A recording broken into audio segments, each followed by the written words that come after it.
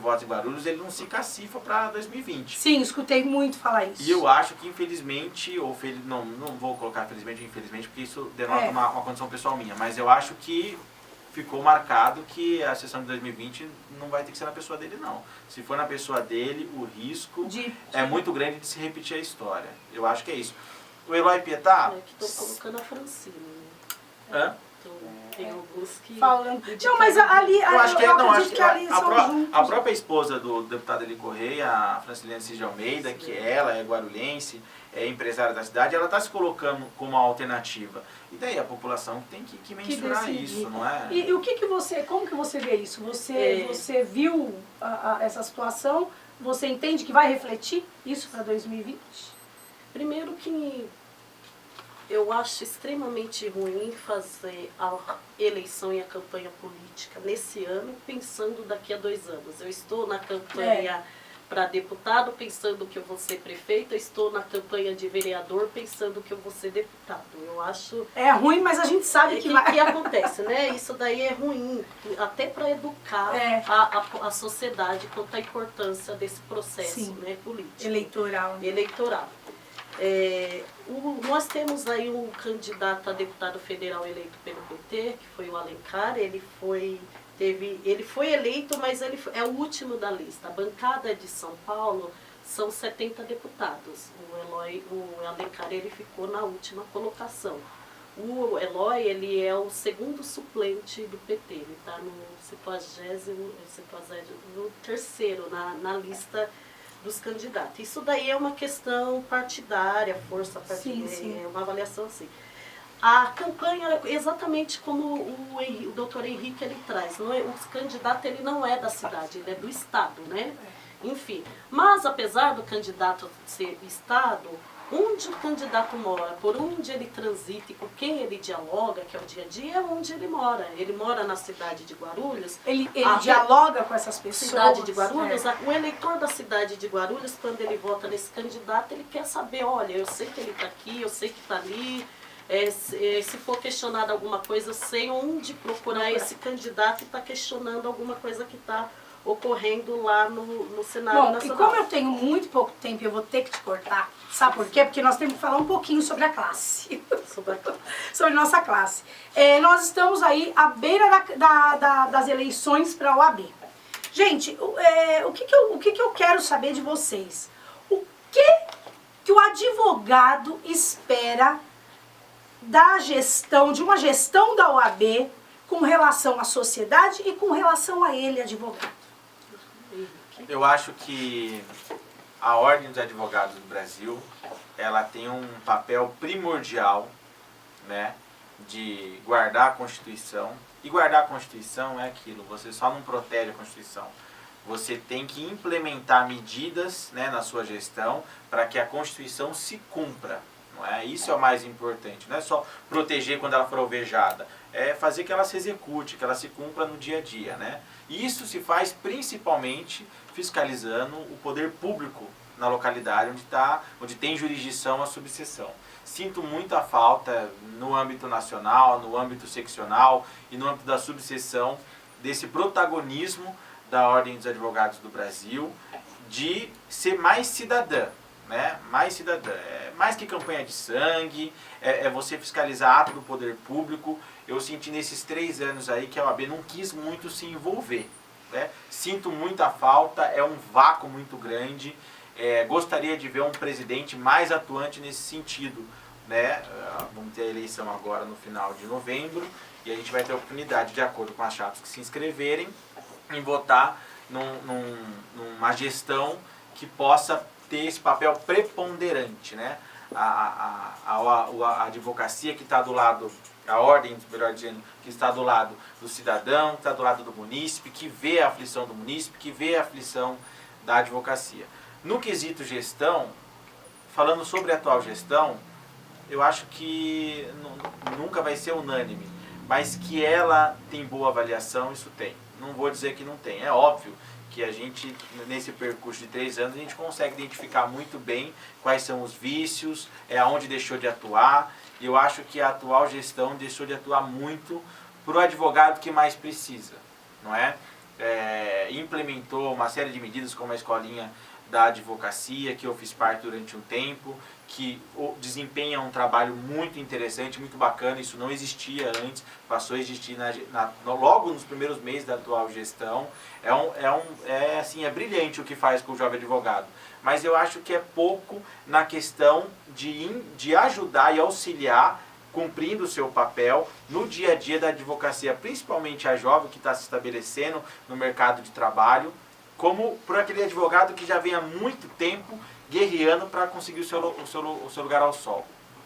Eu lembro até que é recente isso, né? Uma das discussões mais evidentes e mais relevantes foi a questão do anuário, né?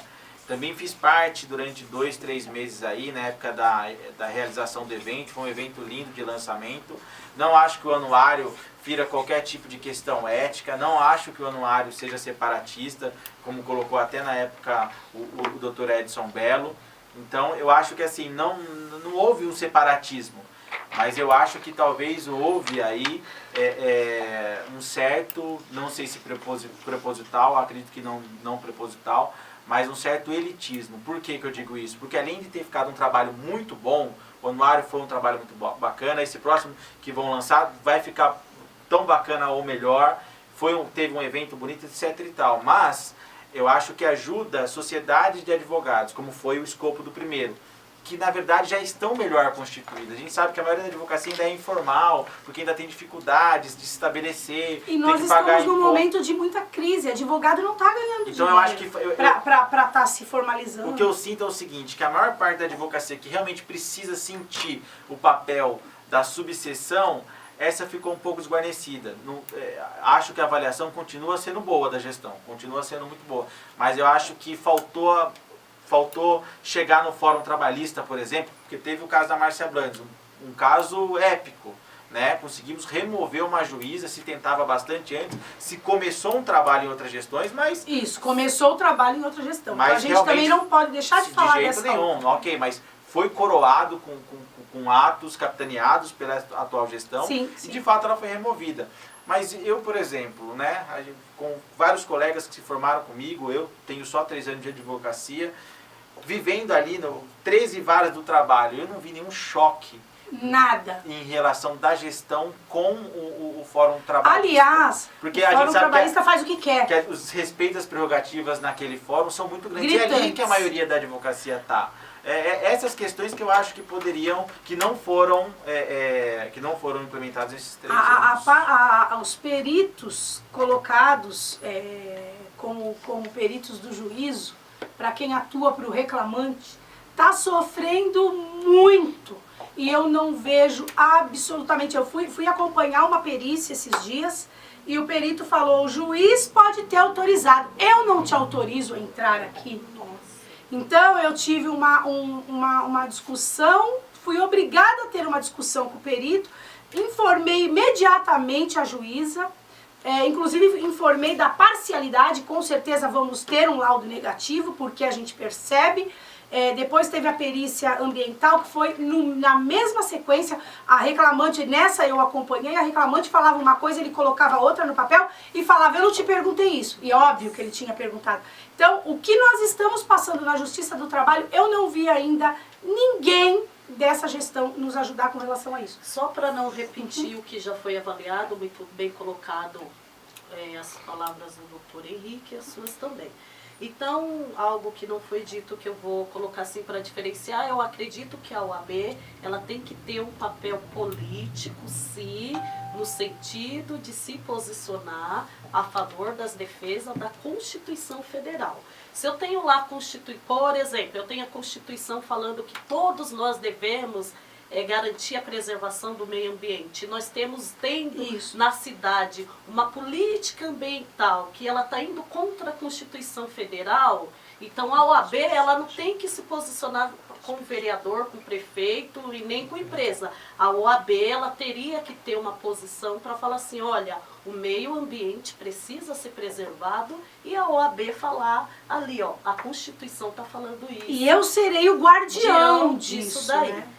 Um exemplo, quando a doutora Márcia ela sofre aquela agressão que foi ao vivo, todo mundo viu, de uma forma muito desrespeitosa, a OAB, ela não tem que só defender a doutora Márcia, porque estava ali como uma cidadã, ali na defesa de uma situação que não é apenas da população que mora num determinado bairro, é algo que pertence à sociedade, à cidade de Guarulhos toda. Então a OAB, além de defender uma advogada que foi agredida, a OAB tem que defender também a cidade, o meio ambiente e a coletividade. E a Constituição, quando a Constituição garante a participação popular. E o que eles estavam fazendo lá deixando de cumprir o que diz a Constituição, porque não estavam cumprindo a participação popular do jeito que tem que ser.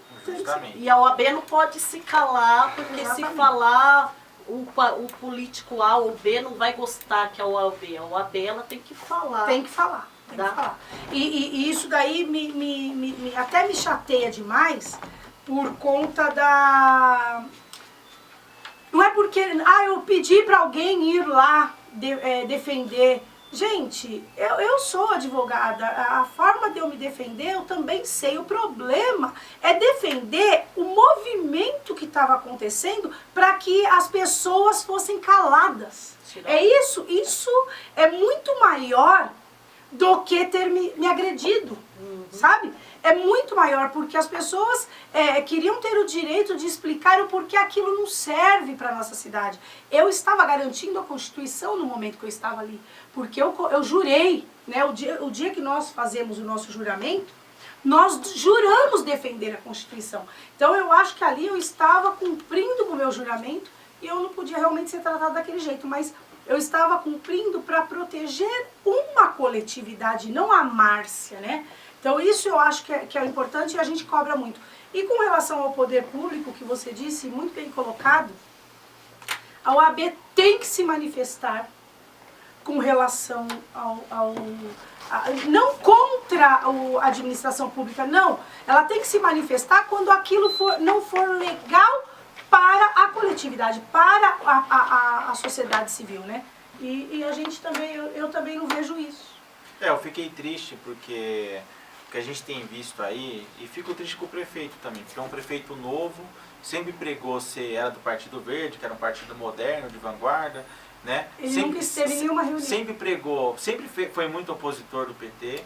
É um rapaz novo em que o pessoal depositou que ele não deve estar, como se diz, imbuído ou eivado, melhor dizendo, dos vícios dos políticos antigos, etc. e tal. E eu queria ver esse personagem do prefeito, Guti, principalmente nas